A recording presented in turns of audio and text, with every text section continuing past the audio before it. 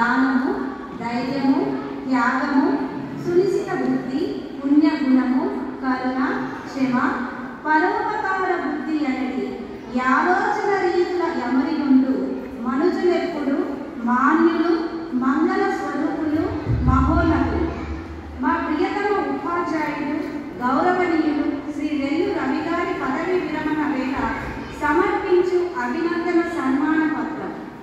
అధ్యాపక వృత్తి నుండి ఉద్యోగ ప్రస్థానాన్ని ప్రారంభించి విద్యార్థుల భవిష్యత్తుని తీర్చిదిద్దే ఆదర్శ ప్రవృత్తిని సాధన చేసిన కర్మయోగి, విజ్ఞాన వినువీధిలో విహరించగల రెక్కల సత్తువ ఎంత ఉన్నా విద్యా